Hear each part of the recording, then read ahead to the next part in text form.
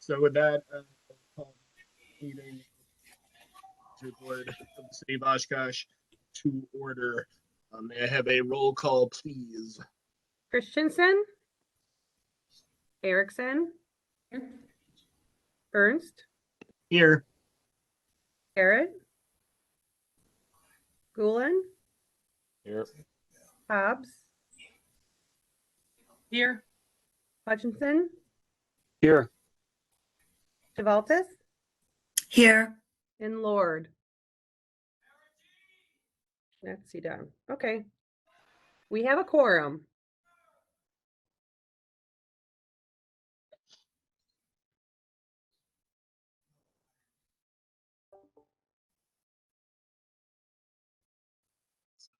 Okay.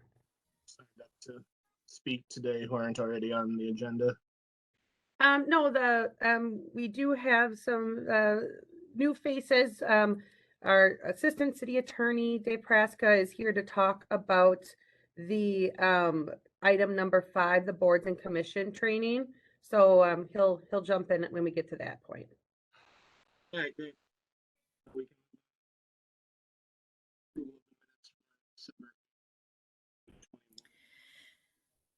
Tim, I can hardly hear you. Yeah, Tim, I don't know if you're cutting in and out or just we can't quite hear your microphone there.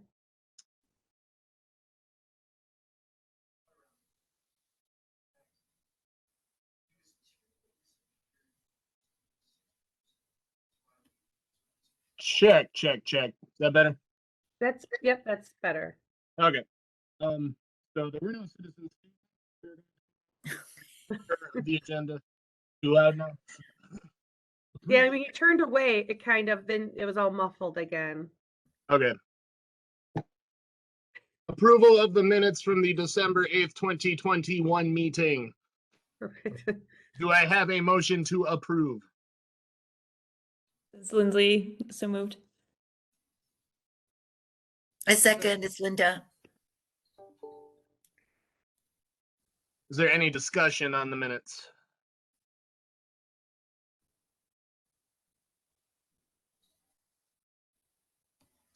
Seeing none, we will vote then to approve the minutes as written. I can do roll call. Erickson, Aye. Ernst, Aye. Gulen, Aye. Hobbs, Aye. Hutchinson, Aye. Devaltis, Aye. and Lord. Aye.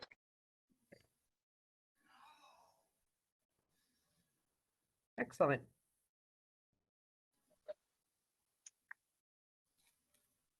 With that, then we'll move on to item 5 of our agenda, board and commission training. And for that, we have Dave Praska from the city attorney's office.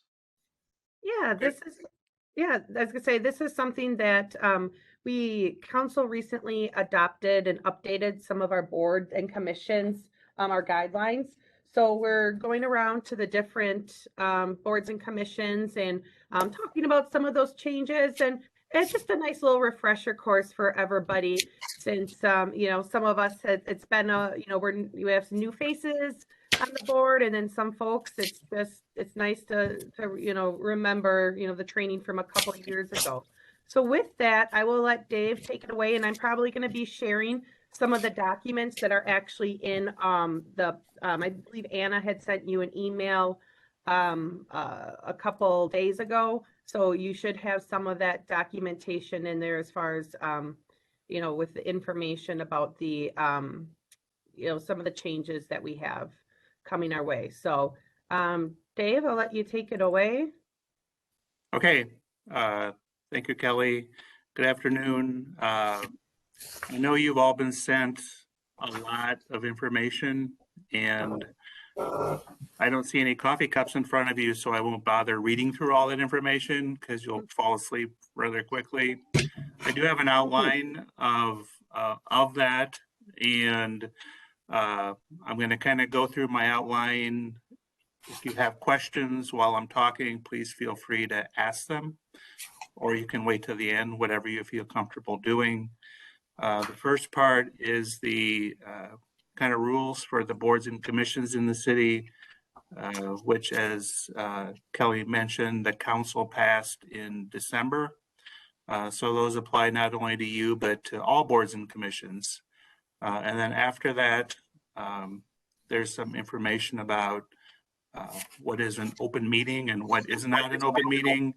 And then some information about public records and ethics for boards and commission members.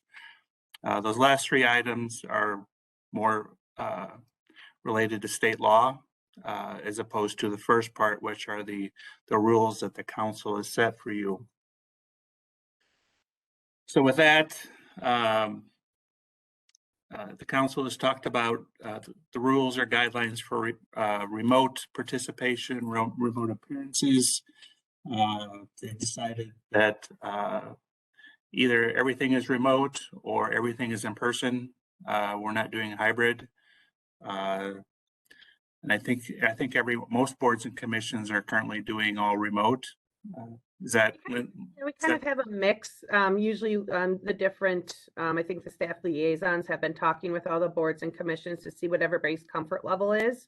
And then of course, if the mask mandate at the city buildings does change, we will let, this group know, this board know, and if you want to make that determination, then to come back in person too. So we'll definitely keep you in the loop, but it's kind of a mix right now of some boards and commissions are meeting in person with masks on, and then some are electing to do it virtual.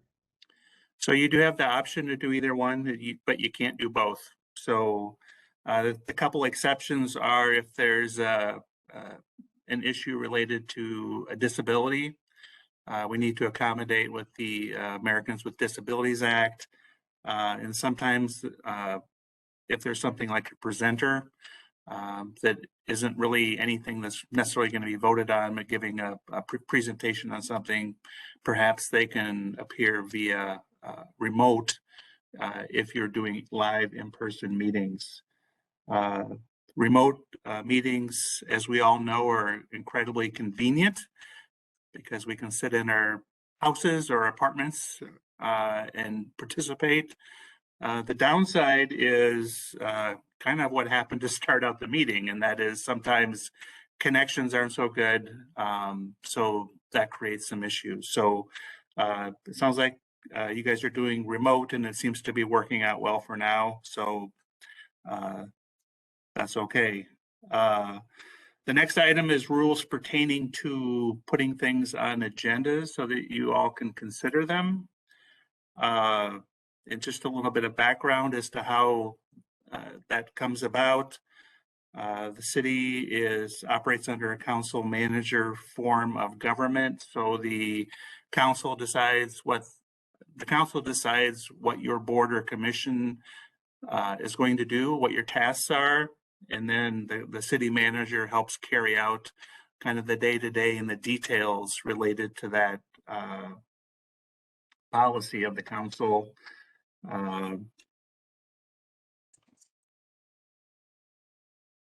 The council creates boards and commissions. There are three different categories. There are advisory, such as your group, which is an advisory. You don't have any necessarily making final determinations on anything, but you do a lot of important work, gathering information and giving the council some good advice on what you think should be done.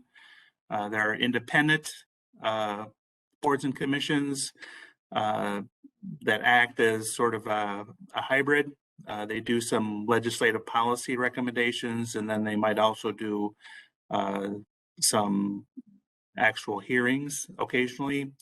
And then there are hearings and appeals boards, which actually their sole purpose is to make decisions. So like the Board of Zoning Appeals, which actually has specific issues before them, and they decide yes or no, or the Board of Review, which its sole task is to make final decisions on assessment of properties.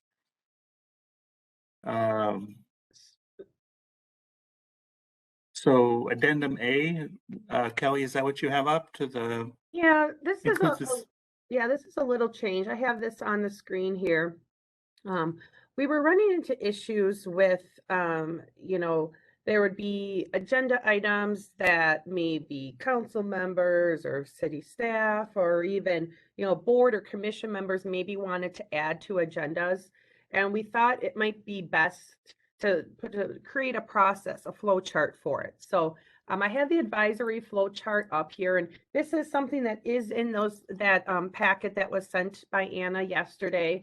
And you can certainly, if you have any questions, you can follow up. But really what it is we intake that agenda request first, and then we talk about it with city staff before placing it onto the agenda. And really what we're doing is we're making sure that it makes sense that that whatever board or commission might be taking it up. Rental, if somebody had, from rental housing, if you said, well, I want to figure out, how we can decrease the usage of salt, that our, public works trucks use in Oshkosh. Well, I don't know if that's something that rental housing advisory board should do. It's probably something more like sustainability should do. So we kind of make sure that these agenda items are placed within the right boards or commissions. And then at the same time, we're taking a look to see, does it make sense, for if it might take a lot of the staff time for city staff time? Do we have that time within all of our duties? And then we also, just want to make sure that it, aligns with a lot of our city plans and comprehensive plans and the different, guiding documents that we have. So as you see, the staff liaison would, talk to the department head or the division manager about it. And then as needed, we might talk with other departments, even city manager. And if it does move forward, then we can place it on an agenda. And at that time, we will ask, we'll ask you, is this something that the rest of the group would want to talk about? We want to make sure it's just not one person wanting to, do this project. So we talk about, if everybody is on board with it, and then we move forward with the project. So it's really just to make sure that everybody kind of knows what that flow of different initiatives and resolutions and projects and those sort of things, how that would work through the city process. So it's something new, but I think it will be really helpful for us moving ahead. Does anybody have any specific questions about that? If not, Dave, why don't you go ahead? I do. Oh, okay. I do. So what you're saying is, if we want to place something on our agenda, we have to go through a staff liaison? Yeah, so that would be me. So, if you would respond back to Anna or me and you'd say, I want to talk about, I want to talk about creating a brochure, for tenants, so they know their rights. So what I would do is I would say, okay, this meets like the criteria and the guidelines that this board has.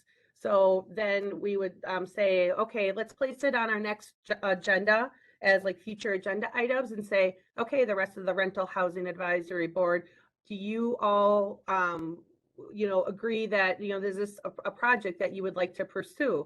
And then if they say yes, then we'll move forward with it. The idea is sometimes we have folks, that come forward and they want to just do a project that only they want to do, and there was no support. And then a city staff person was maybe working on a project that, not everybody thought, made sense to move forward. And at the second, and also some folks, wanted to do projects that maybe it didn't make sense for their specific board or commission to do. It might make sense for a different board or commission to work on it. So we just, we want to make sure that everybody is, following the guidelines that, is in the documentation that we sent as far as all the boards and commissions and what, council has set out for all of them to work on, and to make sure that it's, projects aren't a heavy burden on city staff also. Okay, so as a group, we decide we want something on the agenda for the following meeting. Mhm. So, and then you would have to approve it, or you might say, oh, let me go talk to so-and-so first and I'll get back with you. Sure. Yeah. Like that, so it's more cumbersome? Well, no, it's not more cumbersome. I'll give you an example of one that we're working on with sustainability. It's really to improve communication. We have one from sustainability, and they would like to change our city ordinance to include more language about allowing like native grasses, which is fine, but it's not just our department that can make that decision. We need to talk to Public Works. We need to talk to Parks. So it's also to improve communication, because sometimes we might change something and then the other department will say, hey, you can't do that. Why did you do that? So it's from a internal, department standpoint too. It's going to help us. Okay, so then you sort of make that decision in our meeting if you feel like, oh, wait a minute, let me get back to you next time. Yep. Because it feels to you that it might encompass more departments than one or something like that. Absolutely. Yes. Okay, I gotcha. Yeah. I think it's actually sounds more complicated than it is. Yeah. So So my in the- skill charts are, yeah. In the 13 or 14 years I've been here, it's always been a question from some board or commission. I want to put something on the agenda and I don't know how to do that. So I think this is an effort to spell it out. But the problem with spelling it out is you have to write things on paper and it becomes a page, and it can seem complicated. But ultimately, as you guys, your back and forth just showed, you're going to ask Kelly, and probably, making this number up, but 90% of the time it's going to be, okay, if everyone's on board, we'll just put it on the agenda next time. I think, and I can't speak for Lindsay because she's the one that came up with the rule with the council, but I think that the issue is if someone says, Kelly, let's talk about this next time, and if she hesitates or doesn't answer yes right away, you might wonder, well, why aren't you just saying yes? So what this is, I think, intended to spell out is the reason why she may not say yes on some rare occasion, because it may involve a lot of staff time. It may involve other boards and commissions, or it may involve something that may not necessarily be within the scope of what the council wants you to be looking at. So again, a lot more, probably 90% of the time, a lot more complicated than it seems, but that's kind of what we're talking about here. Yeah. I think the intention was to give some clarity and for people who might be new to a board or commission just to get to know and understand the process. So. And unfortunately, fortunately, you're volunteering your time and your efforts to try to make Oshkosh better. But the downside to that is when you get involved in things like this, there is a little bit of bureaucracy involved. So if you'll just be patient with staff, we will work through that and get you an answer as quickly as possible. Moving on from that, if there aren't any more questions, quorum and voting requirements. A majority of the regular members of the board or commission is a quorum, and that does not include alternates. So if there's 7 members plus 2 alternates, you have to have 4 to have a quorum to do anything. If you have a meeting where there's not a quorum, you have to all leave. You can't discuss any business, and you have to try again next time. I have heard that in some cases, sometimes boards or commissions will want to just sort of, whoever's there, the 3 people that were able to make it, just kind of have a tendency to want to talk about what was on the agenda, but you really shouldn't do that. You should just chalk off that day and try again next time. The majority vote of those present and voting carry whatever the motion might be. So if there are 4 present, you need 3 yes votes to pass something. If it's a 2-2 tie, a tie vote loses. Any questions on that? If not, attendance, your board, like most boards, have alternates because you all have very busy lives outside of this, and you can't always make a meeting. So that's why you have alternates. If you know you can't make a meeting, you should try to let Kelly know as soon as possible. Hopefully it'll be no less than 24 hours, and the 24 hours is not a legal deadline. It's more of a courtesy so that we can try to find someone else, an alternate, to see if they're available. An issue comes up occasionally about alternates. You have two, and the question is, which one you have one person who can't make it, so which one do you call? And there is no right answer to that. The recommendation is you pick a system of calling an alternate and just use that all the time. So if you rotate, or however you want to do that, but because sometimes there can be a concern that they're always calling a certain alternate to fill a spot, and the other alternate never gets called. So just try to pick a way to do that fairly, and just go with that. Rules of order, conduct of meetings, motions.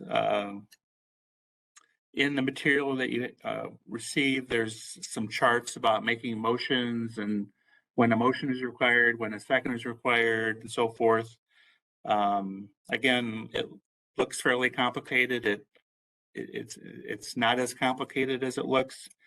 As far as the way a meeting operates, the city has not adopted Robert's Rules of Order. Even though we haven't adopted Robert's Rules of Order, we do use that as guidance. So the chart in there about making motions and seconds and voting and so forth, it's kind of based on Robert's Rules of Order, but we tried to modify it to make it more helpful to you.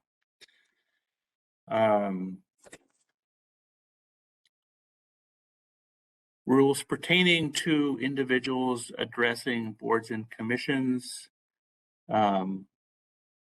Each board is allowed to make your own rules as to how you want to handle citizen comments,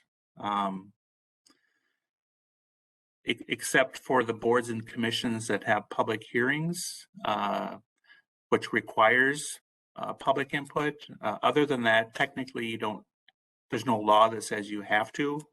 I think it's been the policy of the council, certainly since I've been here, and even before there, it's always welcomed public citizen input.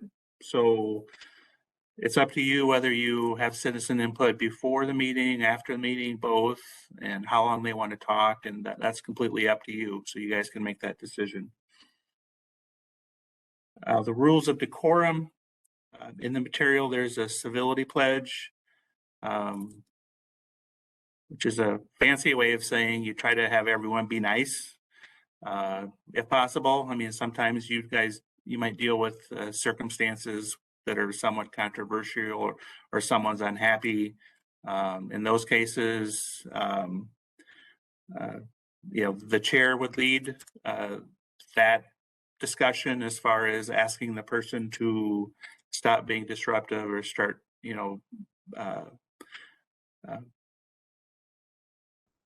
trying to stop disruptive individuals, basically. You can take a break. If it's really out of line, you can call the police officers across the parking lot and they come over. And then finally, in this section, I think it says exhibit or addendum A, city organization chart, and which is an overview of all boards and commissions and responsibilities.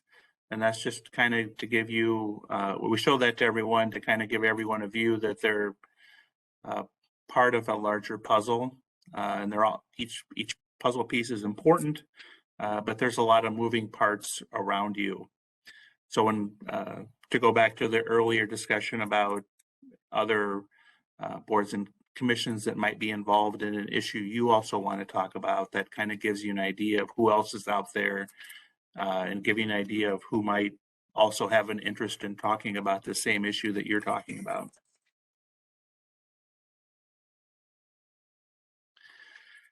The next section is open meetings. So the first part that we just finished was the Common Council's kind of rules for all boards and commissions as far as open meetings. Then we get into state law. And when you get into state law, you try to follow the state law, because the law can also get you into trouble. So open meetings requires that the meetings of all state and local government bodies be held in places reasonably accessible and open to all citizens at all times, unless otherwise provided by law. And what that means is you have to have it in a place where the public can access it. It's not really an issue. Well, right now it's not an issue because you're remote, and we would put on the notice a link so that people can talk if they want to remotely. When you have your regular in-person meetings, I presume they're in City Hall, which is open to the public. So all that sounds like nothing that concerns you because you're already doing that, which is true. However, over the years, we have had folks who have wanted to meet in places that were maybe inaccessible or less accessible, like in a coffee shop or some other private place of business that may not necessarily be available to the public. So again, not an issue with this group because you're all operating out of City Hall. I think, Dave, Sure. if this group like would create a smaller committee or something to work on a special project, that's kind of what we're talking about. You know, you couldn't just meet at somebody's house to talk, you know, about something. Even like Dave was saying, a coffee shop, you know, technically it is a public meeting. So, you know, could somebody, you know, is it ADA accessible? You know, are they allowed to go there? Are they able to hear? Do they have to order something, you know, in order to be there? So those are just some of the considerations that, you know, we need to be aware of. And I don't think this group, you know, does too much of the smaller committees, but we do have some of our larger boards and commissions that do like to do that. So that's why Dave was pointing that out. Sorry to interrupt you there, Dave. Can I say something? Tim and I met to work on the brochure at Starbucks. Okay, so were we supposed to meet at City Hall? Well, and Dave will probably go into this. It gets into the numbers test. So if you would have one or two more folks, you know, from this group that would join you, that's when we're starting to get into that gray territory where it probably needs to be a public meeting and notice. So maybe Linda, just hold on, and we'll let Dave kind of finish with some of that, and I think he'll answer your question. Okay. Well, so that, I mean, that does lead into the next issue, and that's a great question because it does come up a lot. So, so you have these meetings, and then you also are out there citizens, and you have other lives, and you actually may run into each other, or maybe your acquaintances, maybe your friends. So you may talk to each other outside of these meetings, which is certainly fine. The issue becomes, you can't have a quorum anywhere. You can't have a quorum anywhere that's talking about the business of this committee. So, and as part of this, I'm going to get to the answer to your question. But so if two of you are at wherever you might be at, a coffee shop or Walmart or wherever that might be, certainly you can talk to each other outside of this. And even while you should limit discussions related to this board and commission to these meetings, certainly things can come up. And as long as it's only two of you, typically you're safe having some type of discussion. Now, having said, now if there are three of you or four of you, then that's a problem as far as an open meeting, where it could be considered an open meeting. If the problem becomes if, say, the two of you meet in Walmart and you have this discussion and then you start talking to the other members about that same issue, at that point, it could become what's called a walking quorum. So even though you're all not physically together at the same time, if the idea is being talked about separately and messages conveyed about what other members are doing separately, you shouldn't be doing that. So for example, two of you meet in Walmart, you talk about something related to this board and commission, and then after you leave, you each call someone and say, hey, I ran into so-and-so at Walmart and we talked about this at the board and commission. If you each do that, then actually that would probably be called a walking quorum, because even though all four of you are not physically together, the idea of this is being communicated amongst four of you, which is a quorum outside of this noticed meeting. So, okay, so any questions on that? And I'm going to get to the meeting and doing research in just a second. Any questions about the walking quorum or anything like that? Okay, so the research thing, as Kelly said, some of the larger boards and commissions, when they're at their meeting talking about this, and you might all say, well, we need more information on this. So why don't two of you go do some research and figure this out? So at that point, even though it's not officially forming a subcommittee, it could be interpreted as a subcommittee, and a subcommittee of a board and commission becomes a public meeting. Now, the difference is, say you're talking about something and you independently out in your regular lives talk to someone and say, hey, I was looking up this, which I think would be helpful to my commission or to our board. And then you say, well, let's meet at New Moon and we'll talk about it, or Starbucks or wherever it might be. That's okay. That's like, or it's probably okay because you're not an officially sanctioned subcommittee. In other words, the whole board didn't say, why don't you two go and research this issue? If you do it independently, it's probably not going to be a problem. Well, in this case, our board said, you two go do this. So we went and did it, develop this brochure. That's trending into a problem. Okay. Even though they didn't say we want to form a subcommittee consisting of you two, they essentially did that when they said, why don't you two go do this? Mm-hmm. So if you're going to do that, my recommendation is you can both do your research or both work on something, but then you come back and have that discussion, not at Starbucks, but at the meeting. That's good to know, because I preferred it. I guess we needed to, some of the people here needed to know this information, because it did feel a little uncomfortable for somebody to say, hey, you two go do this, and then come back and report, email us and let us know what you come up with. So that seemed a little weird to me anyway.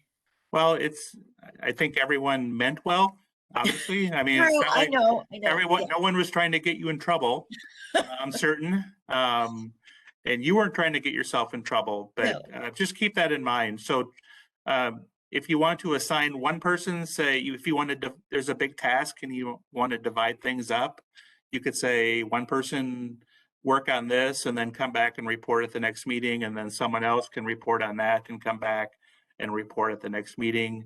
But you shouldn't, the group should not be saying, why don't you two or three go meet and figure this out and then come back. So, so thank you.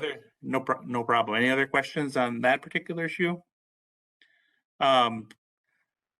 So we talked about 2 members or 3 members or 4 members. Obviously, if you're talking about the business of this board, that's a problem. But again, you all have lives outside of this, not related to the city. So you might be at social gatherings, you might be shopping.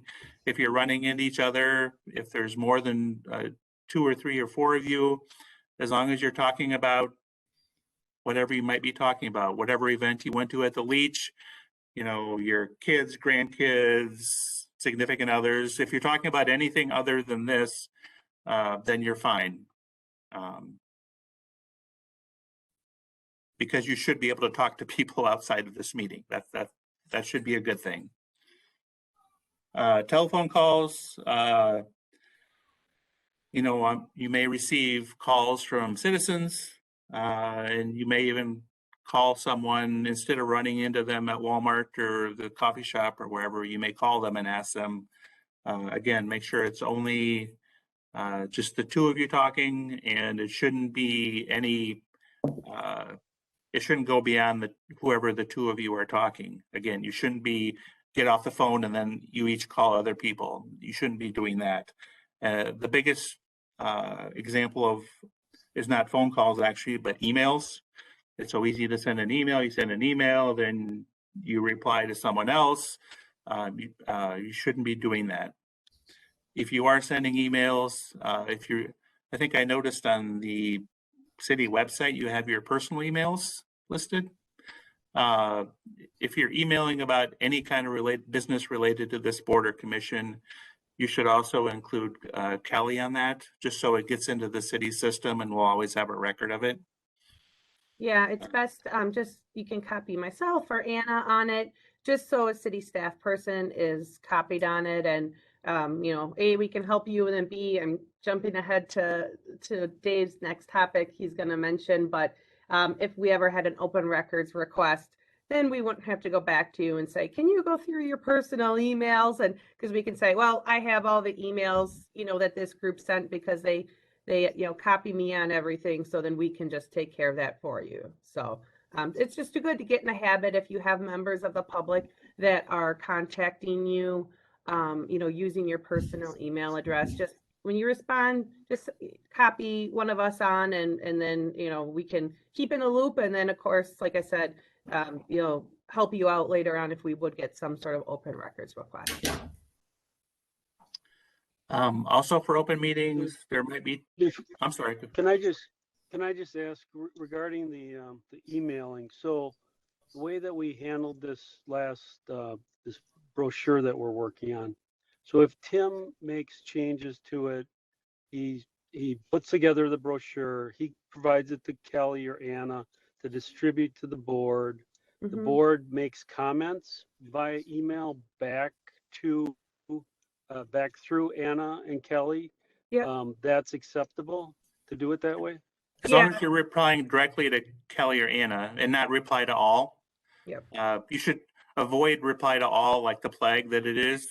So yeah, and sometimes, Dave, we just try to blind copy everybody in. So if you do reply, it just comes back to us anyways, and you can't even reply to all. So that's just kind of a rule of thumb that we're trying to get in with all of our different boards and commissions, just to prevent it even more.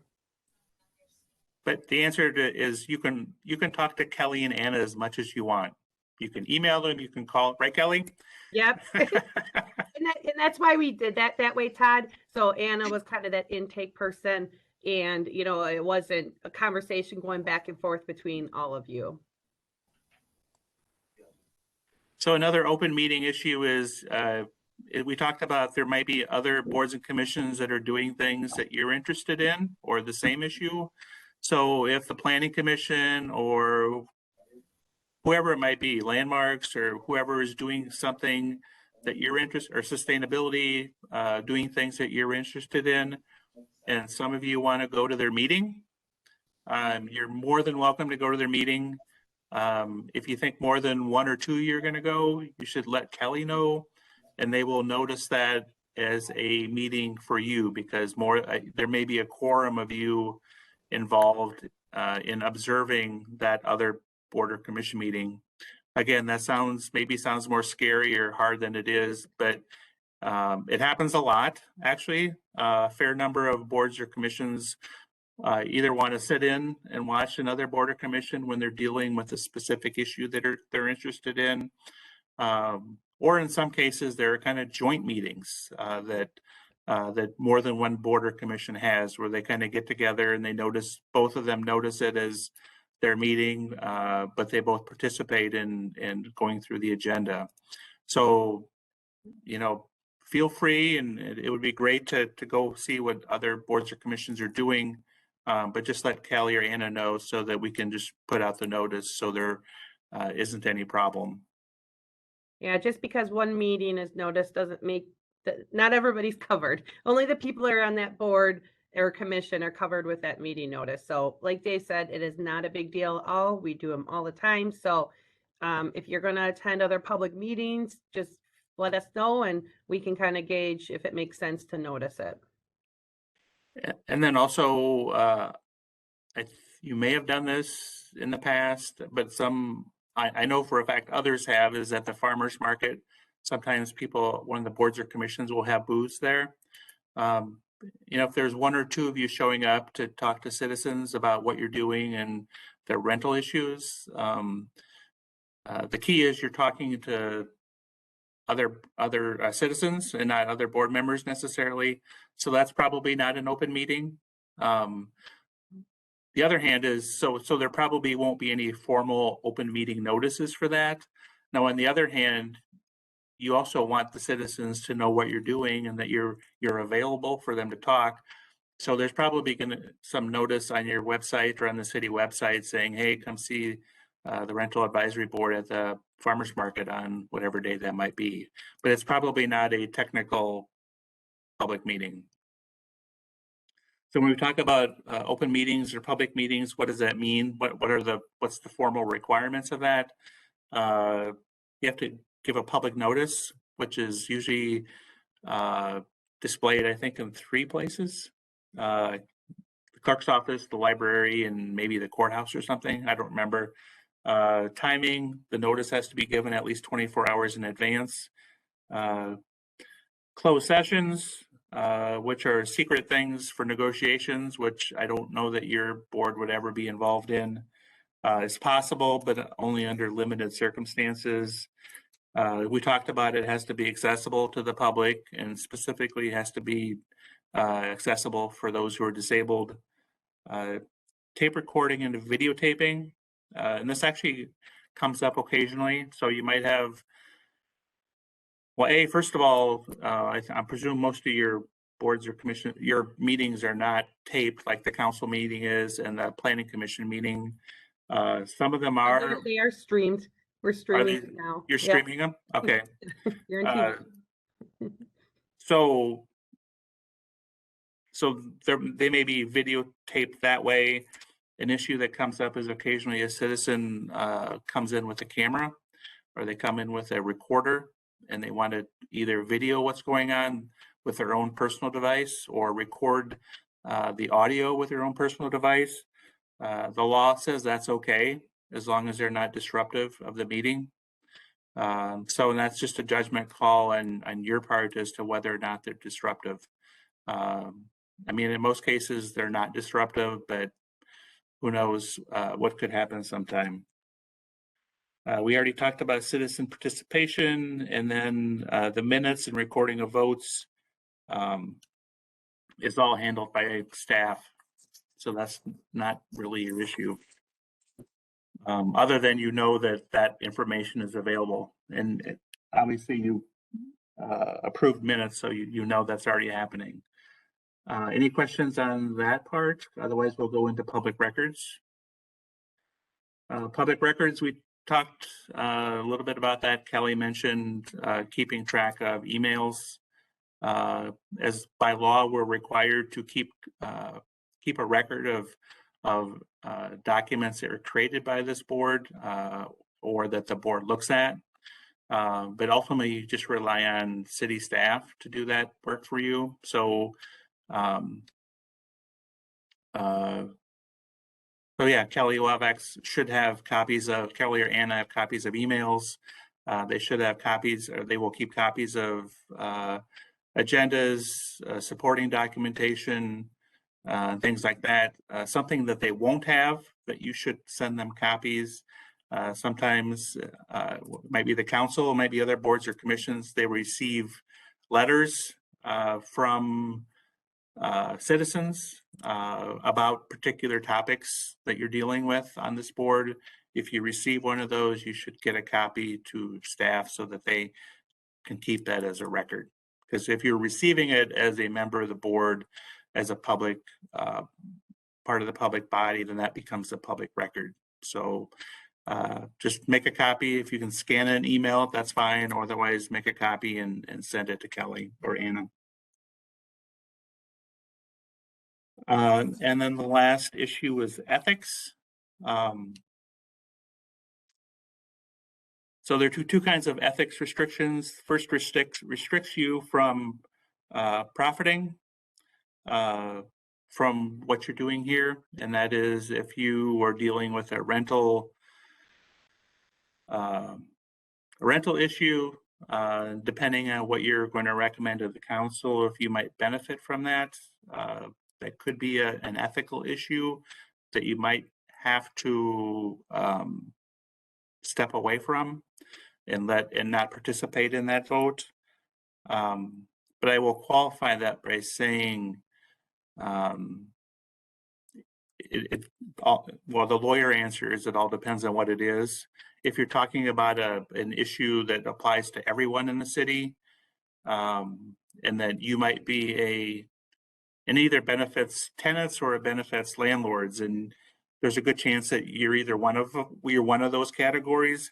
So if you're voting on something that might be beneficial to a landlord or landlords in the city, and you're a landlord, you're not necessarily excluded from voting on that if it applies to everyone. Now, the example that the most common example at the Common Council votes on lots of things that apply to everyone in the city, and by nature they are members of the city. But special assessments, for example, if you vote on special assessments related to the street you live on, you can vote on that as a council member because that's not any special privilege for you because it's being applied across the board.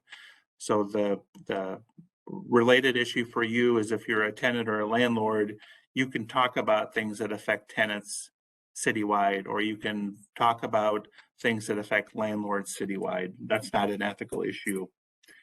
The other issue related to ethics is taking something in consideration for being on this board. And that, I guess, does happen. You might be invited to some event that has a ticket price that you're not being charged, or there might be free drink tickets or free meal tickets or something like that. If you're being invited to that particular event because you're a member of this board, then that would be, or could be, an ethical issue. And it kind of depends, number one, on what's the value of it. There's a sort of an amount of $25 that is kind of thrown around that, you know, if it's under $25 is considered nominal. And they presume that you're not getting, if that's their attempt to buy you, they're not paying you very much. So if it's under $25, it's probably not an issue. Although you're always welcome to call our office if you still want to run that by us. If it's over $25, it's considered to not be nominal, and it is something of value, and you shouldn't be accepting that. You can still go to the event, but the recommendation, or I think the state law would require that you just pay for your own ticket.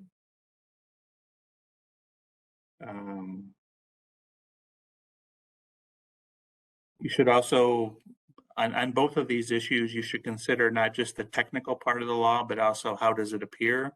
If it appears that you are, you have a conflict, even though if you technically don't, you may make the decision to not participate in that decision, or you may not go to that event. But just consider the perception to the community as well as whether or not you actually are violating the ethical rules. And if you recuse yourself, if you think there's either an actual ethical issue or an appearance issue, you shouldn't participate in the discussion of that issue along with, you should not vote on that either. So that's all I have. Any questions on what we just talked about, the ethics or anything? All right, you guys sound like a well-oiled machine. Thanks, Dave. Well, and you all have the documentation, so if you come up with any questions, feel free to let us know, and I will get in touch with Dave, our legal advisor, and see what he has to say. Yep, call Kelly or contact our office directly. We'd be happy to answer any questions. There's lots of weird stuff that comes up. Yep. Yeah, and if you ever have a question moving forward where you just aren't sure, just feel free to give us a call. We're happy to help. I did have one question about the alternates. Okay. So if you have, we have 7 people on the board, correct? Plus 2 alternates? All right. Yes. So if we have a quorum of, say, 4 of the regular members and both alternates are here, do all 6 vote, or do only the 4 in the quorum vote? You can have both alternates participate. You just can't have more than 7 participating at any one time. Okay, So so the they should be, alternates don't come into play only if there's not a quorum. If there's any number less than 7, you can have an alternate participate. Does that answer your question? yeah, What's the sort of, but difference you keep saying can, but I mean, should they? I mean, if there's not 7 people, but we have alternates to make it to 7, those alternates should be voting and their vote should count, correct? If they're participating, yes, they should vote and their vote should count. Yeah, and that's I think that something answers it. oh, sorry, Todd, sorry, I interrupted you there. No, I would just say I think that answers it. Thank you. Oh, okay, yeah. And that's something, in the past, typically everybody, votes, and obviously tonight, we're fine, but that's what we were saying, in the future, when we do have alternates, and let's just say we have 6 people and we only need 1 alternate to vote, we need to have some sort of system, and we do this in Plan Commission is, okay, whose turn is it each meeting, depending, and just kind of stick to that process. So that's something that we can help with. So related to that, and this has come up a few times since I've been here, and that is you might have alternates that, to their credit, are enthusiastic and they want to show up. So you might have 7 regular members show up and then both alternates might show up. If that's the case, the alternates cannot participate in the discussion and they can't vote. They can't all sit around the table, in other words. So, and that's unfortunate because you appreciate their enthusiasm and willingness to help, but unfortunately, no more than 7 can be sitting around the table and participating in the discussion and vote. So, so my question is, does that figure it out in the beginning of the meeting? Like, beginning of the meeting, we recognize how many people are in the meeting, who are the alternates present. I think I would like to know that at the beginning of each meeting. Does that make sense? No, absolutely. And like I said, that's something that staff can help out with. So we can say that, we knew that there was 2 of the, regular board members that were out. So our 2 alternates, Don and TJ, they are able to participate and vote. So that's something, like I said, we can help with moving forward. Yeah, when we do the roll call, maybe it would be good to point out the Who's the regular voting? members and the alternates that are here Absolutely. participating. Thank you. And my recommendation from the beginning is kind of where that would come into place. You have 6 regular members show up and both alternates are there. You should have a policy or a plan in place as far as which one of the alternates gets to participate in that particular meeting. So that's something you should, if you haven't already talked amongst yourselves on how you want to choose you should do that just to avoid any uncomfortable conversation at the beginning of the meeting. Yep, So- that's something that I can work with Anna on, and we'll make sure that we discuss that. Not to beat this horse to death, but so you have 7 people and 2 of the 7 are alternates, and then one of the regulars comes in after we get started. What's the policy then? Yeah, then it still is an awkward conversation where, we might have to say, okay, I'm sorry, TJ, you no longer, are able to vote, because Todd showed up. So that's just, we have to do that at Plan Commission sometimes. So the takeaway from that is if you're a regular member and you're going to be running late, let Kelly or Anna know in advance. I mean, if you are just running late from work or you have a car issue on the way to the meeting, call. We all have cell phones, so call and let Kelly know. And if she knows that you're going to be 5, 10, 15 minutes late, we'll just keep that chair open until you get there, and we won't run into the situation where Kelly has to play bouncer and move someone. So just let her know. All right. Well, thank you for having me. If you have any questions, feel free to call our office about any of these issues we talked about. We'd be happy to talk through them as best we can. Thank you, Dave. All right. Thank you.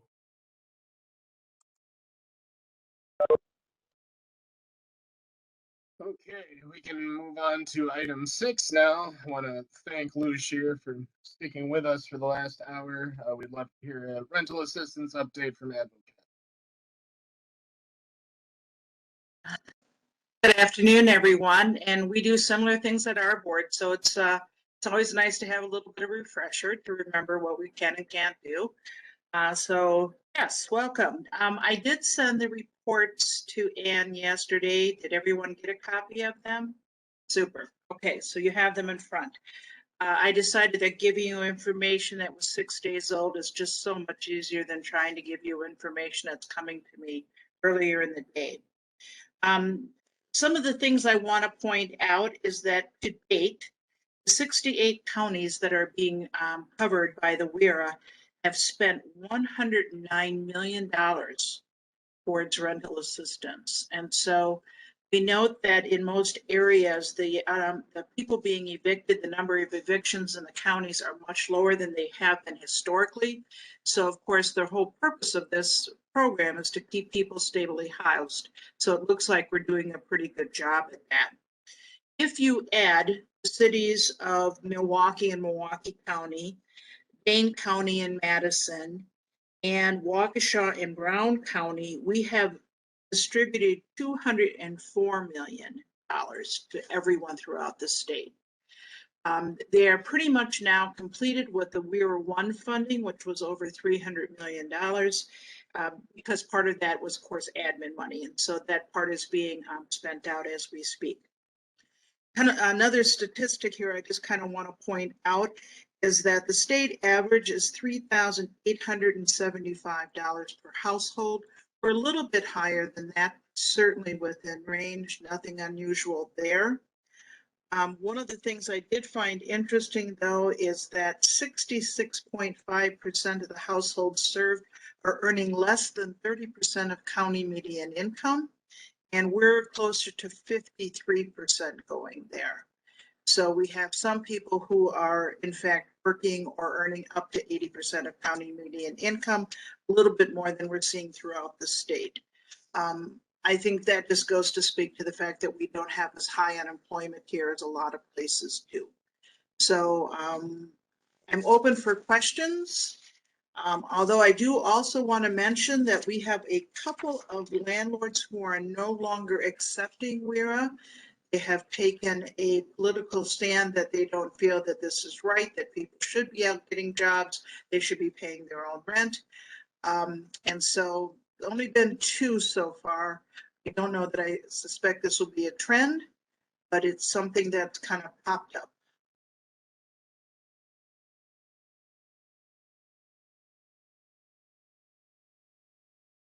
So Lou, when does this program end and how many dollars are left in the funds? Well over $200 million. It's expected to go through 2025. Wow. Okay. And I Well, think, and oh, you heard it here first. I'm doing training on Friday for the WHH program, which is the Wisconsin Help for Homeowners program. And this will be the program that's going to help, obviously, homeowners, not just renters, paying all of the same things we can pay here, as well as mortgages, principal, insurance, and taxes. The gig on this, or the kind of the down on this, is that the first 10,000 is a gift. 30,000 more of that would be in the form of a 0% deferred loan, if you will. There has to be a promissory note put in place.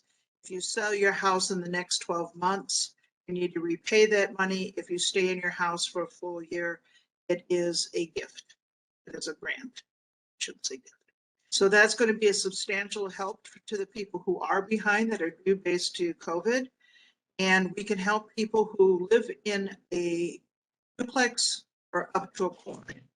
So if I own a house that had 4 units and I'm living in one of those units, we can help homeowners up to that point.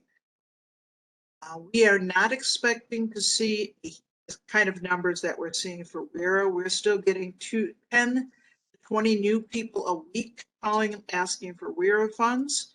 We're still almost 3 months behind in calculating the funds primarily because of the sheer numbers, of course, but also because Energy Assistance starts their year over October 1, and they're behind in getting those applications in. So they're backlogged. We're all doing this together. But again, a huge majority of our landlords are now familiar with the program. They call us and say, are you working with Jane? And we say, we are working with Jane. This is where we're at. And they're being very understanding and know that the money will come as soon as the paperwork comes through. So I'm very delighted to say that this program is working. We know that the vast majority of people who are asking for these funds are in need of these funds. And I just reported out one of the things, just because of the kind of agency we are, is we're starting to ask people a little bit more in depth as to what's going on. You know, if they say, I haven't had a job in 18 months or something like that, you know, it's how can we help, right? What's the next step? What other programs can we align them with? And we find that there's a couple of reasons. A lot of them are either two heads of households where their children have been out of school and people lost their jobs because they had too many demerits for missing work because of COVID, and they just lost their job. But because this week the classroom was shut down because the teacher had COVID, and 2 weeks from now we have another shutdown because the gym teacher had COVID, that parents are not necessarily all going back to work as we expected. The other major thing that we're seeing is that people who are looking at living wage jobs find that they do not have daycare in the hours that they need, plus the mandatory overtime does not work for them. You know, I've got to work Saturday mornings, that they have no one to watch their children at all then. So that's a problem. And the third thing seems to be long-term health things that are causing, whether it's COVID or other situations that are just not allowing people to go back to work, especially not full time. So that's kind of, you know, just kind of a side note on what we're seeing there. But yes, so we continue to help. I've hired 3 new people this week. So again, I should say they're fully trained as of this week. So they're starting to take calls. So we hope to make some dents in the wait list. And we are now offering these positions as full-time, not just part-time, because we know we have another at least 12 months of this. For some people, 5.5 hours a day of doing this is enough because it's pretty stressful. And anybody who's ever taken these kind of calls understands the secondhand trauma of living through crisis with other people. And it's hard. It's a lot sometimes.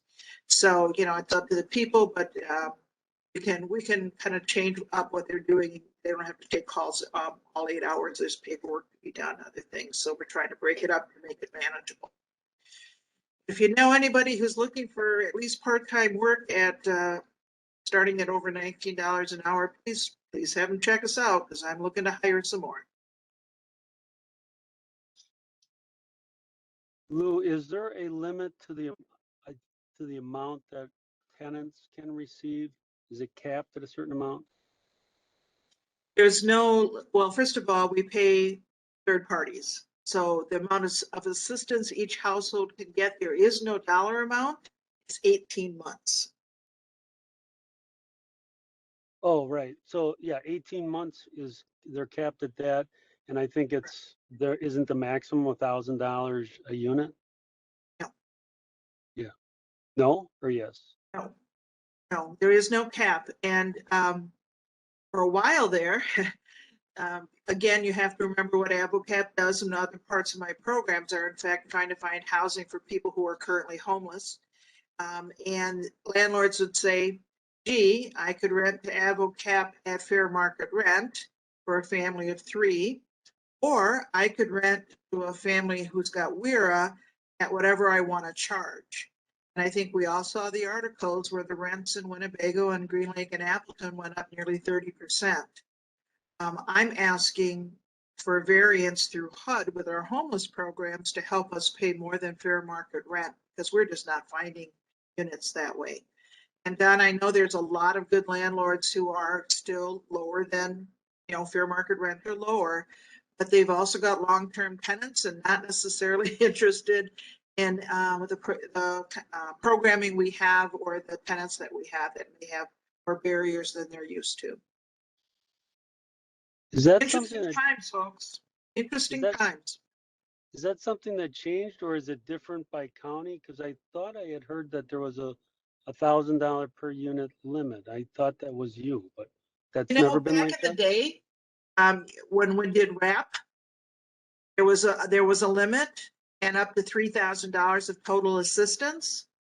WIRA put down all those barriers because they found out that it was kind of discriminatory against people who were living in larger units. If I had a 1-bedroom and I had it for $500 a month, I was getting 6 months of assistance, versus if I was renting a 5-bedroom or 4-bedroom house at $1,200 a month, you know, I wasn't even getting 3 months assistance. So in efforts to make it more valuable to people, and so they would stay stably housed, they have removed all the financial limits. Up to 18 months is all we can do. I can only go back 12 months. So right now, and you think, well, that's a long time. But you know what? That's March of 2021. This started in March of 2020. And surprisingly / not surprisingly, I had a tenant who had not paid rent for 2 years. And the landlord is forgiving the first year. I want to rent to that lady. I really do. I mean, that's incredible, right? So the reason why I was asking is because there's a large landlord in Milwaukee. I don't know how many people saw the article in the Journal Sentinel, but he has 8,000 units. And in January alone, he started eviction on 800 of the tenants, so 10% of his units. But he had been taking WIRA. In fact, he got $7.8 million in WIRA funding. And I was wondering, it didn't go into the article, what made the change of why he started evicting now, but I'm assuming that his tenants are running through that 18-month process, so now the evictions are starting. I would believe you are correct. That is the assumption. We just discussed this at a different meeting. Well, we're a meeting this morning. And that's what we decided, is that he must have ran up against that 18 months and is now moving on with new tenants. I also read very interesting that people he's evicting, he's not going after them for back rent. So once they leave clean, which is interesting. So. Well, the point being made is he probably got paid all the back rent through WIRA. I gotcha. Yeah, maybe that's true. Yeah. I mean, you know, he's being looked into for obvious reasons, but yet you know, there was no stopgate to say he couldn't do it. So Could you remind me, does WERA cover motel for those who are staying kind of long-term in a motel, those costs? you've been part of those conversations. WERA can pay for motel stays, but I have to be very honest with you is that we've really slowed down, if not stopped that process. A couple of reasons. Again, it didn't matter if you were staying at the Days Inn or if you were staying at a boutique motel. Motels were in the area. Some of them were raising their rates to $200 to $250 a night. If you and I walked in, we could get a room for $90. And you know, we did some street outreach in Appleton, and an officer there made a very good point. Hotels are not long-term solutions. They're not housing, especially for families with children. It's very difficult to be functioning there. We do have other state funds that we've been using to help people who are kind of in a situation where they may have a rental that's going to start March 1st, but they can't move in till then. We're helping them with ESG dollars for that with the motel. But this long-term stay in a motel, I cannot tell you the amount of angst it's caused staff and just people walking in and very colorful language demanding that we give them motel vouchers for their stays with, you know, and the list of people who are no longer able to stay in motels in our area based on their behavior is huge. So that's another problem that we've been having. So if Lou Shear was not a great person at the motel and I caused some damage and I stole the TV because you know that happens, and I invited a lot of my friends in and we partied and we were pretty noisy and there were police calls and they said no more Lou Shear. Well, I just have my friend Kara come in and use her name and I stay with her, and it's not a solution. And I wish it were, because our numbers for homeless continue to increase. And the amount of, you know, the tie between the lack of affordable housing is huge. So we have a real catch-22. That's a really long answer to your short question is yes, there is WERA money for motels, but most of us at this point are not using it for that purpose. Energy Services still does. Okay.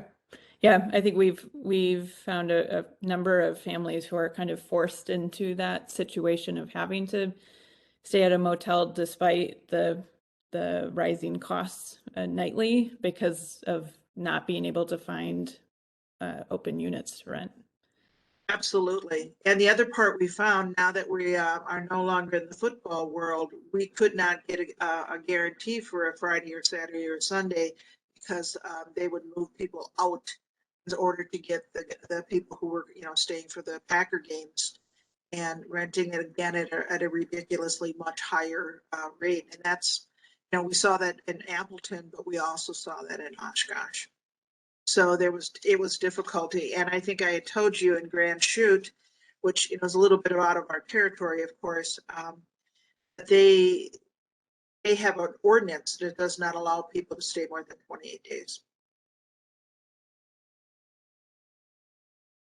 So it is very difficult times, and we're seeing people in crisis, and people in crisis are not often, you know, it's a fight, flight, or freeze kind of mode for people, and it's very difficult to see families with children who have absolutely no place to go.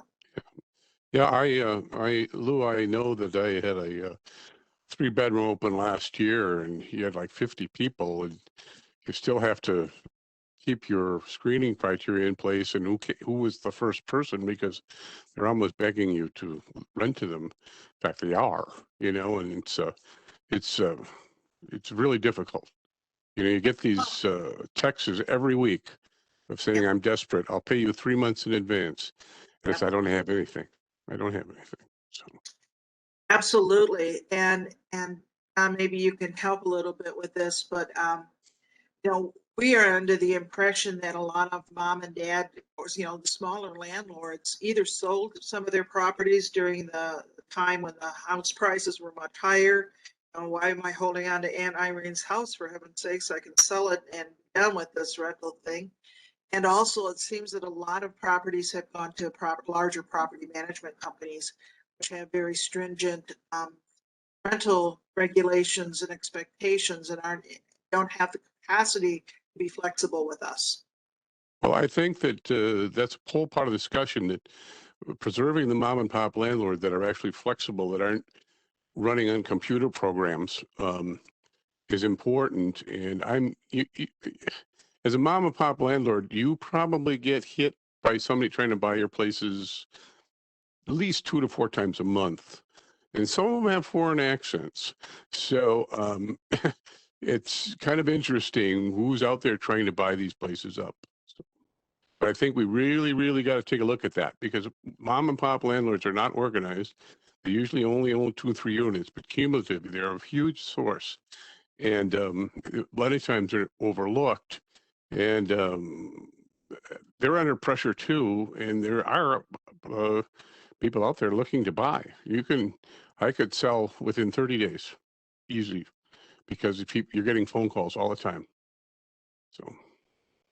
Like I said, these are interesting times. I don't know that anyone could predict what's happening, and I wish my crystal ball told me what the next 2 years are going to be like. Mm-hmm. It's going to take some real creativity, because there isn't enough dollars out there to build affordable housing without huge subsidies. So. Well, and I think I mentioned to you that both of the shelters that are under construction, or even at conversations of being constructed, their demand is already high. Mm-hmm. Mm-hmm. And like I said, the number of people, the school system is suggesting their numbers are higher in regards to counting homeless youth. And a lot of people are doubled up, but that, as a landlord, nobody likes to see that. And I'm one of them. I don't like to see that either. But it's just this ongoing, where we're going to put people. And so, Well, we've had, as you know, a couple deaths on the street, and that's horrible news. And, mm-hmm. It's, like I said, it's rough times. So. Well, the other thing I did want to mention to you, when you talk about hotel space, most of the Afghan refugees are being housed in hotel space in Appleton, and they're trying to move them out into housing. And I'll be honest with you, I just rented to an Afghan family just this week. And so this is putting stress too. I don't know how many units they're looking for in Oshkosh, but I think it's 100 to 150, which is considerable right now. So. Yes. I think they were talking about 200 people coming into Oshkosh area. So yeah. Yes, there's a lot of demand for very few units right now. Yeah. Yeah. And so that is putting additional pressure too. And I certainly had little qualms. I don't know. I had my social worker on half my head and my small business landlord on my other half. And yet you have these people coming with kids that have seen extreme trauma and came with the shirts on their back. So anyway, World Relief approached me, and I did rent an open unit to them. So.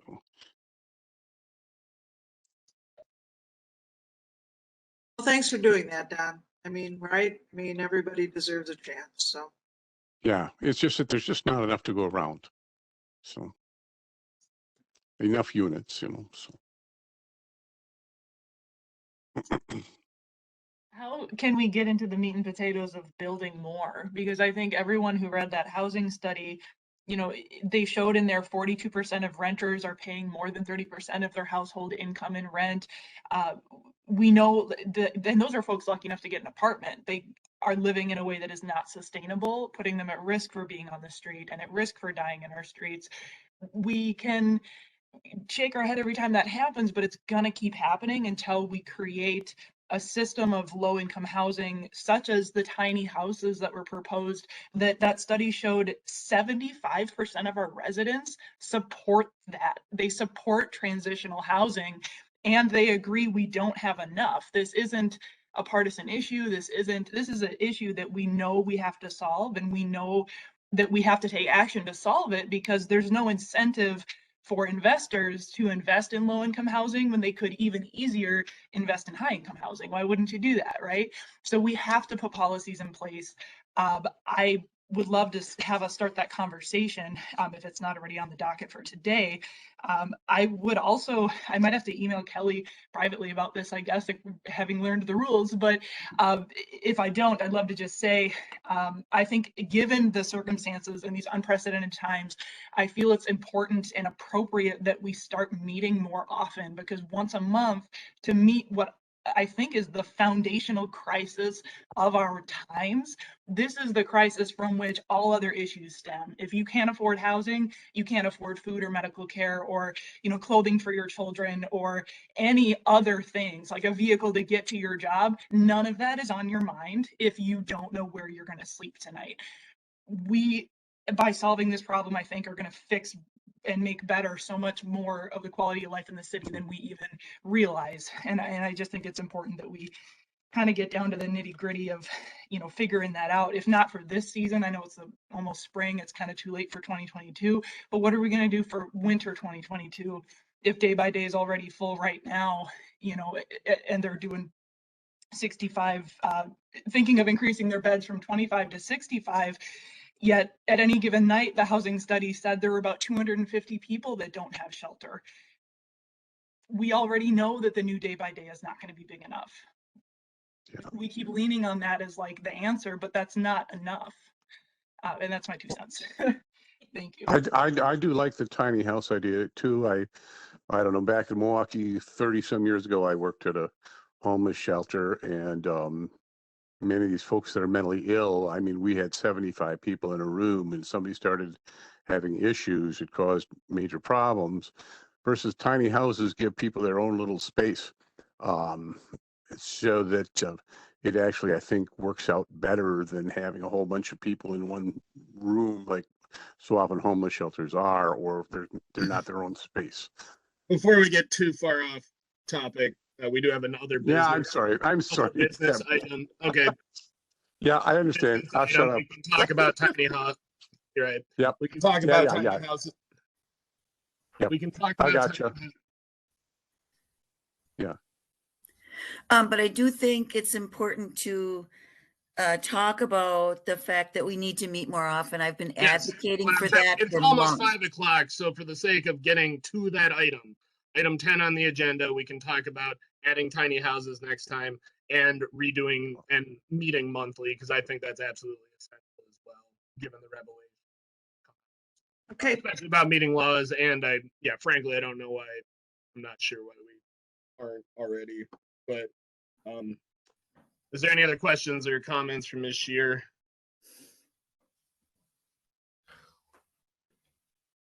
All right.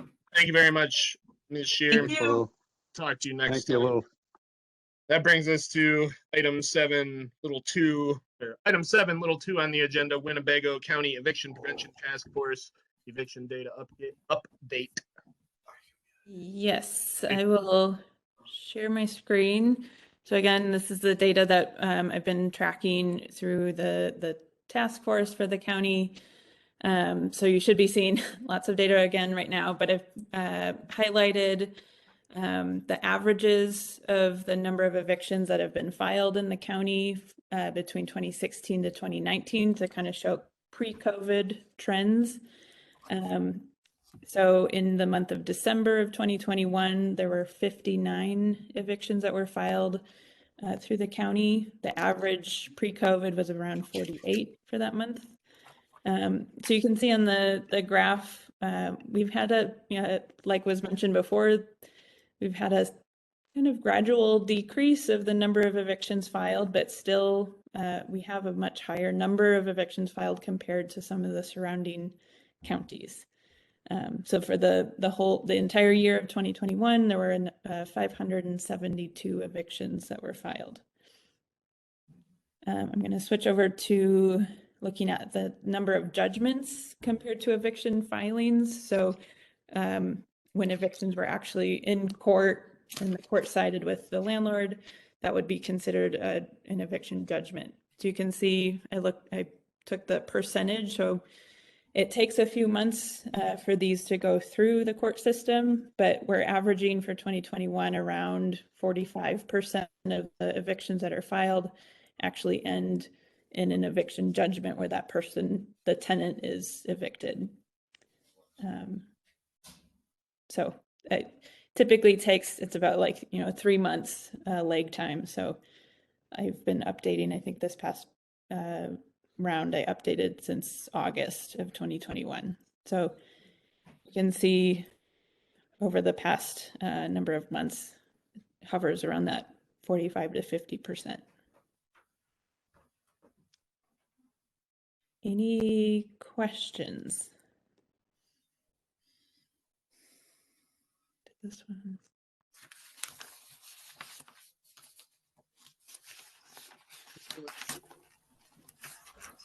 It also helps necessary discussion to have the housing study and how we're going to respond to that as a board, since we're going to make to council. As a result, I think there's nothing to suggest that evictions will level off or decrease moving forward, especially as things get warmer, right? So it's all the more imperative that we have, as TJ sort of indicated, that we deal with this issue now before it becomes. It's important that we deal with this issue now before it becomes a behemoth we can't manage. Are there any questions about the data for Lindsay?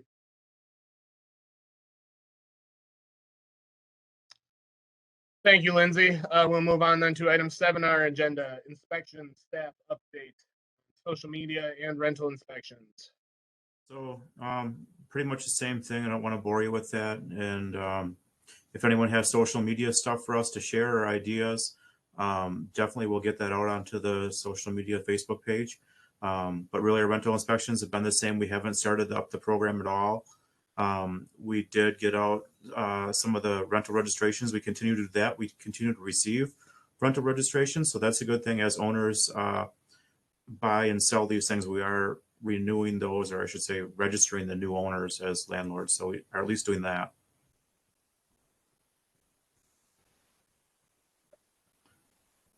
Any questions for me? How many complaints did you have in 2021? I would have to get that number, but I would say we were averaging Just about. Yeah, just about. Probably about 70. 70 calls in? Okay, good enough. All right. Is that up or down, or is it about what you usually have? I would say it's down. Okay, great. I think you used to have 100. Doing it about 100 you usually had every year? Mm-hmm. Yeah, okay. Okay. Maybe for our next meeting, John, you could run a report kind of looking at the trend for multiple years and just see. Might be nice just to look at that. Thanks, John. Mr. Zarate, there's still roughly the average of about 5 or 6 violations per unit. Is that per complaint? Right. True? Yes. Yep. Any other questions for Mr. Zarate?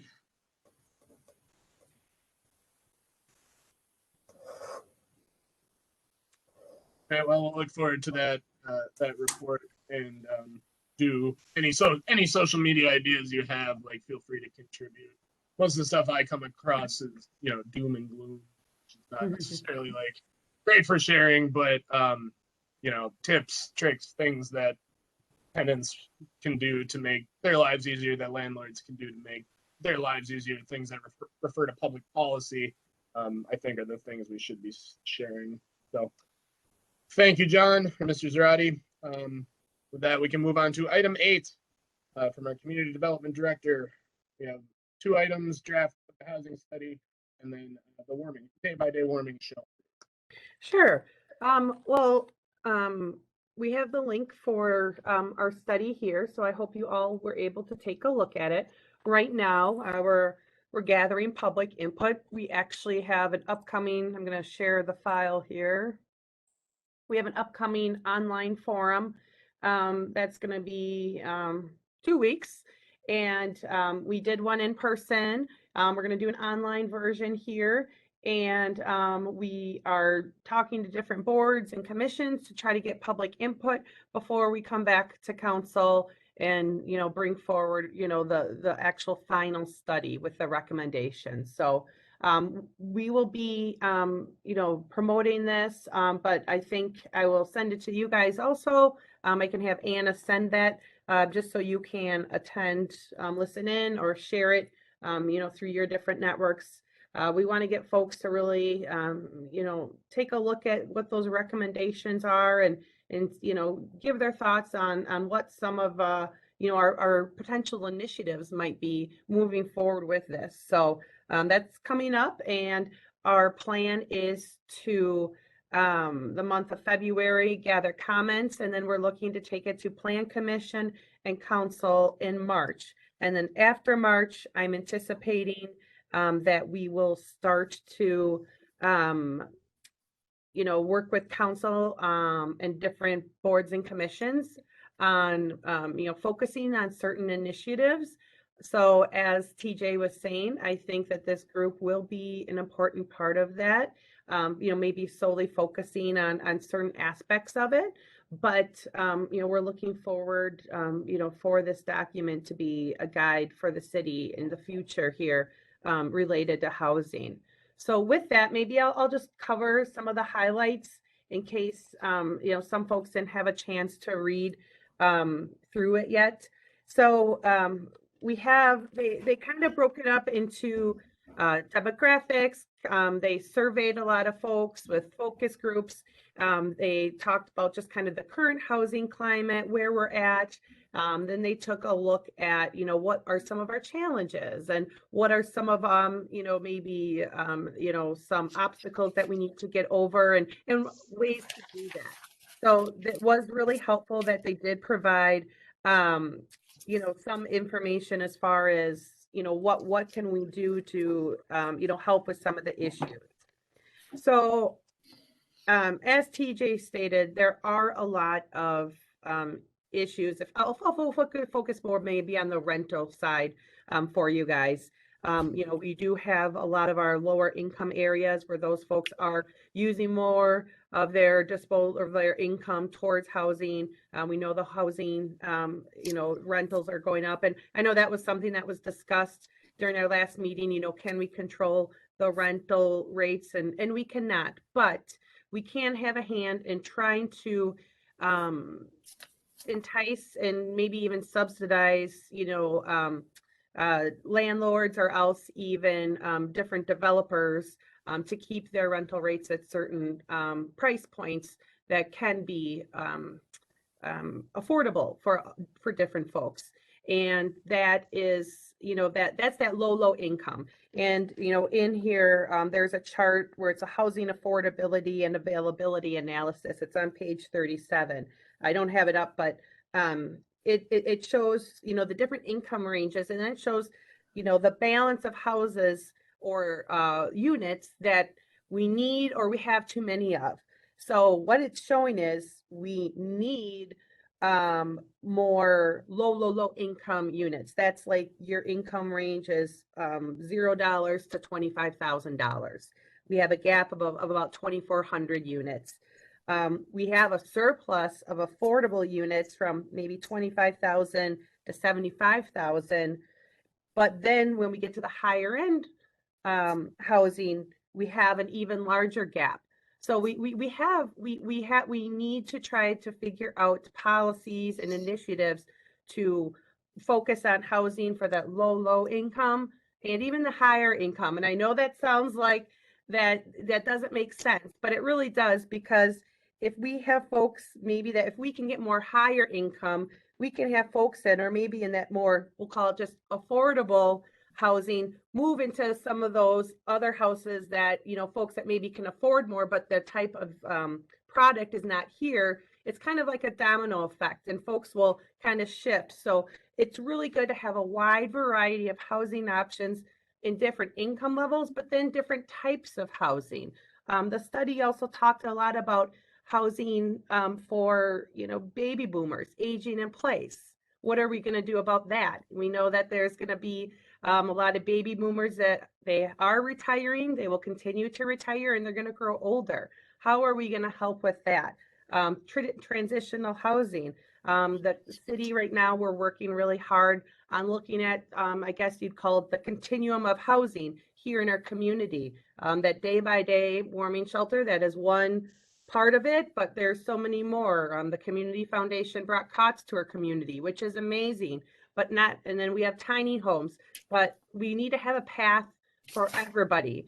Everybody kind of has, different needs and a different background, so we can't just have a cookie cutter approach.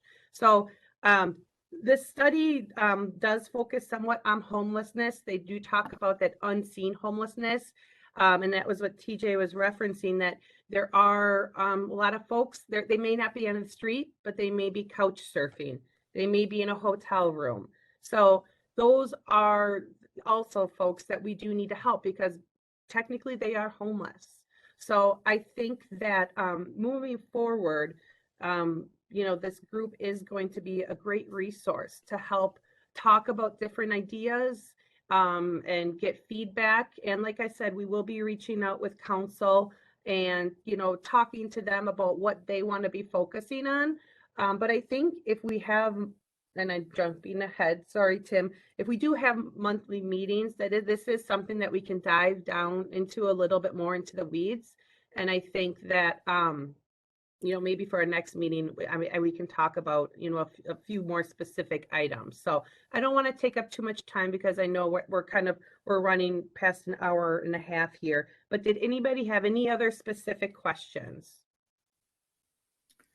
I don't have a question, but maybe that flyer that you showed us at the beginning of your talk about the forum in February 24th can be posted on our Facebook page. Was that a flyer? Yep. And John, I know we're promoting it, so maybe you could even share a post that we have too. So we'll work on that. Absolutely. That's a great idea. Okay, if nobody else has any questions, like I said, this is going to be probably a topic of conversation for a while moving ahead, which is really exciting. I'm really happy that we have this, and I can't wait to start, boots on the ground and working towards some of these initiatives. I mentioned the day-by-day warming shelter. At our last meeting, the Council and Plan Commission were considering approving a purchase of the Oshkosh Housing Authority property on the corner of Broad and Seepy. And I did want to let you know that they did approve that. So we're in the process right now of working with the Oshkosh Housing Authority on purchasing that. And then if you've been following any of the media or their council meetings, there has been some different organizations in the city that have asked if we could look at other, or if day by day the board could look at other locations, for consideration of their shelter. And they are working on that. But in the meantime, the city is still moving forward with executing the option for that purchase to ensure that we have that, option tied up. And, we talked about, needing more space for day by day or for homeless people. And that is something that our city manager Roloff has discussed at previous council meetings, that we are looking for a different temporary location. Somewhere that we could have more guests, and it could be year round. So I've been working with John Zarati on that, trying to find a location that is sprinklered and, it has some more features that we need from a building code aspect. So we are looking at doing that to try to increase the number of guests that are able to stay and for it to be a year-round facility. So the city is trying to help with that also. So kind of two different tracks, but definitely will have a huge impact on our community, and it'll be a great thing. So That's all I have for day by day right now. If anybody has any questions. What are you're gonna have, I know you had that public meeting in January at the convention center. Could you send us then the list of other public venues where you're gonna be presenting or asking for input? Yeah, so Don, I know you went to that one. And we did, so we did have a public meeting back in January, and we had, I think it was like 17 people showed up. So we weren't sure if people were still a little nervous with COVID. So this is Yeah. this is the online forum, Don, Oh, that okay. we are Okay. gonna do. We're not gonna do any other like public in-person meetings, but there is a website, and I can send that to, and we can link that, where you can go on a website and provide comments too. So we're trying to have a lot of different platforms where people Yeah. are able to share their comments on it. And of course, like I said, the Plan Commission will be looking at it, and we're talking, I know the Winnebago Apartment Association that will be coming up too. So just trying to do a lot of reach out right now. Okay, thank you. Yeah, I regret that I didn't realize only 17 people came there. Yeah, I mean, it was good conversation, but it's just, it's one of those things with in-person meetings right now. You're not sure what the turnout will be. Yeah, okay, thank you. Yep.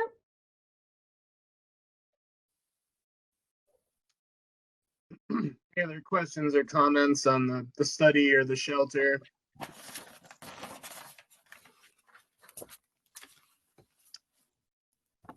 All right, then.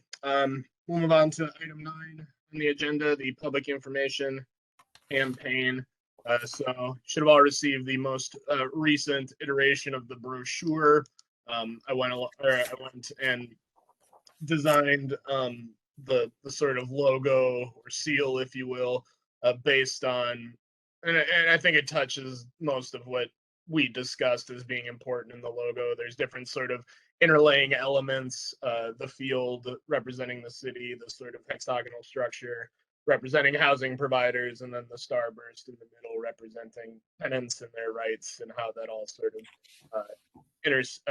rests upon each other and interacts with each other. I did 2 versions, a color version and a black and white version, and included a sort of dummy of the black and white version on the brochure, which now also includes the all of the resources we discussed. That's on the back page. So, are there any questions or additional discussion about the information?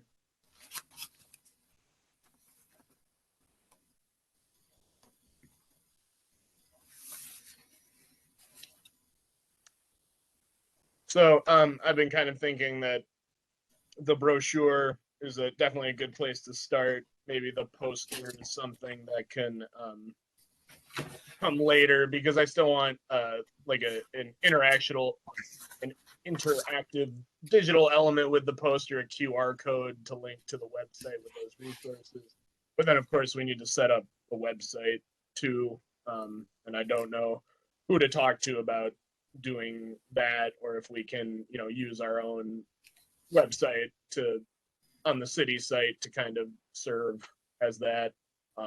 Anyone have any thoughts?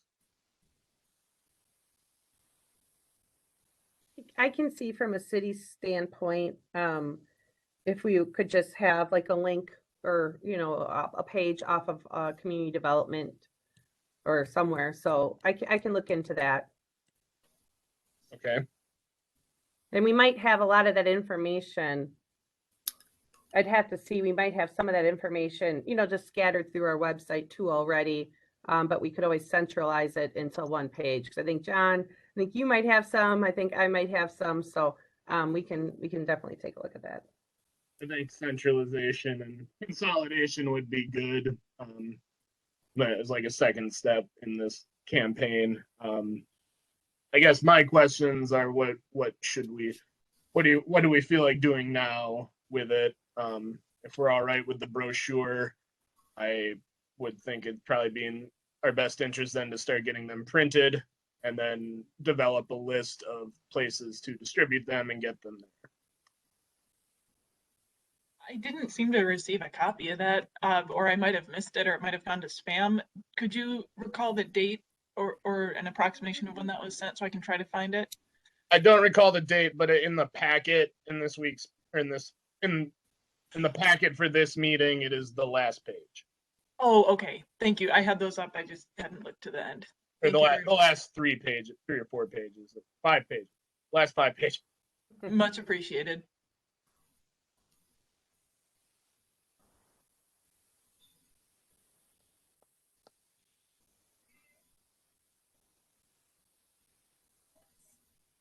And again, I know the logo isn't very spiffy looking. I was using free graphic editing software. I don't do graphics editing, so I did what I could. Unable to get approved funding for a designer, or? Yeah, I had worked with, talked with John and Anna, and just because of the rental housing, not being able to do those inspections and get that income, we didn't have the funding in place for 2022. So from a city standpoint, we don't have any graphic designers on staff either, but it's up to the group if it's something, that you want to still work on or as far as, or I mean, edit, or if there's any changes or anything. Yeah, are there any additional needs for edits or adjustments? I mean, I can see, yeah, that there's probably some adjustments that can be made to the logo, make it more aesthetically pleasing. Yeah, I agree with that. We could spiff it up a little bit more. Or I see a few things that could be changed, but because it's late in the day, I say hopefully we'll meet next month, rather than 2 months. If we meet next month, we could put it on the agenda again next month and give us a chance to really and put it higher on the agenda perhaps. And it's just a thought. That's just my thought. Well, if I'm reading the new like board and commission policies correctly, I can call a special meeting for next month, wherein we could discuss first permanently changing or permanently moving back to monthly meetings. We can have discussion and debate and vote on that, and then give people more time, I guess, to review these materials and come up with then any final recommendations for edits or improvements or changes to content. I apologize, but I'm still not seeing it. It's not on the agenda. I can bring it up. It's in the packet. I have the advisory board manual. Okay, let me go back to I can bring it up. The Laserfish site. So it wasn't sent as an attachment in an email? No, it's in the link. It's in the body, Oh. yeah. Okay, I was looking on email attachments. Sure, yeah. I Usually think Anna did send it like back on January 11th. That was right. the email I was looking at. Yeah. I'm bringing it up here.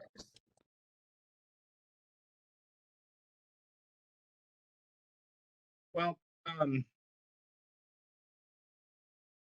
yeah, take a minute to look it over.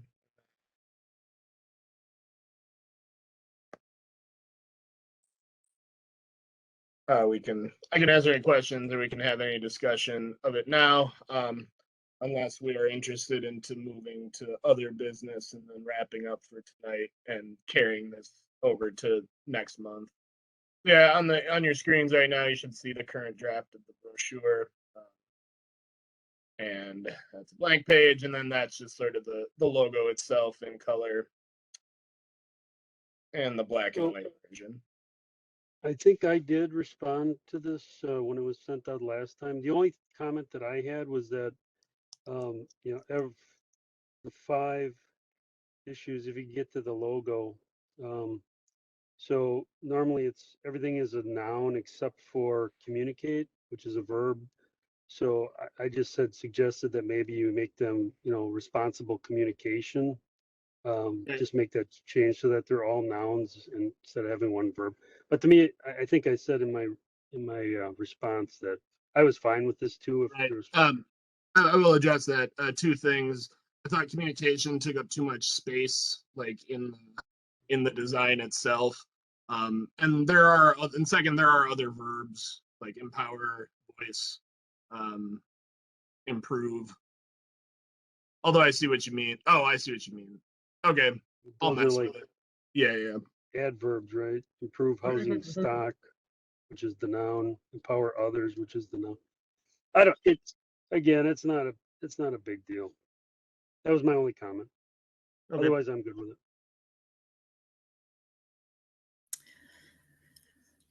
And we can talk about this in the future, but I still would like to see some sort of obvious point that's made about that the city tenants and landlords work together.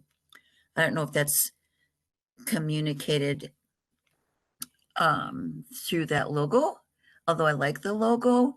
Maybe we can add something to it or put those three terms in the star or something like that.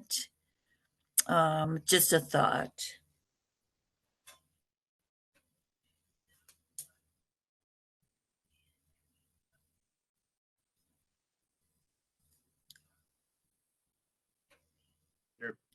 Oh,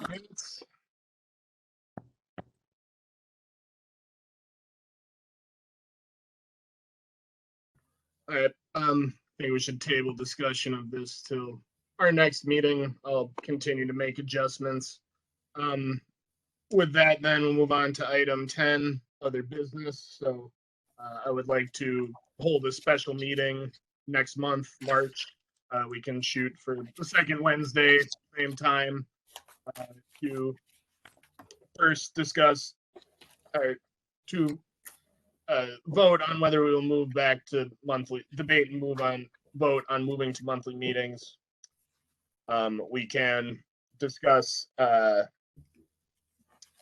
campaign, but then I think it's really important that we talk about this housing study in depth, particularly the proposed policy alternatives. That needs to be where our focus is. Like, the problem is the first 100 pages of the report are the problem. So the problem and who is affected and what that means is very well detailed. Obviously, familiarize yourselves with that, but our work really needs to be on the solution end and making meaningful policy adjustments.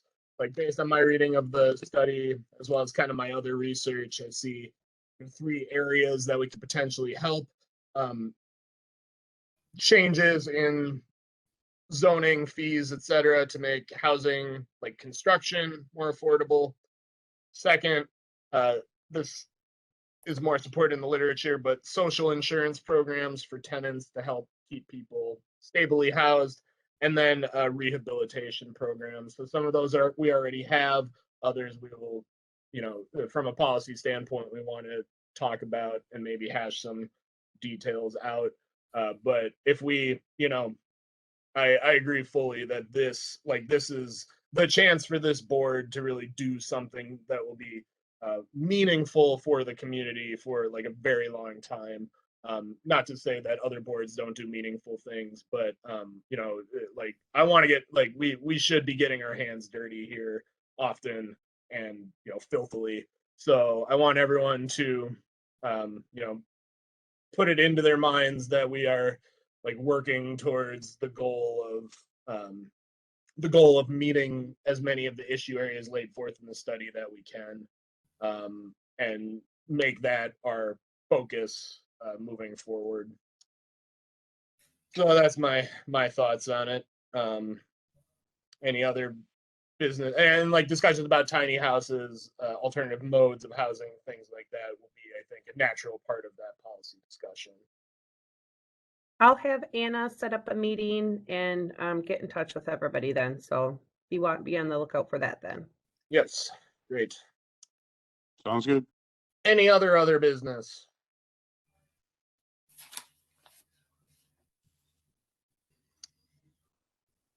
Well, with that, then I'll entertain a motion to adjourn. I'll entertain that motion. Do we have a second? Lindsay, second. Roll call vote, please. Thank you. We were listening during Dave's presentation, right? Erickson, Aye. Ernst, Aye. Gulen, Aye. Hobbs, Aye. Hutchison, Aye. Valtis, Aye. Lord. Aye. Motion carries. All right, we are adjourned. Thank you, everyone. Stay well, double check your smoke detectors, and we will see you in about a month. All right. Peace. Thanks, Tim. Thanks. Thank you. Bye-bye. Right.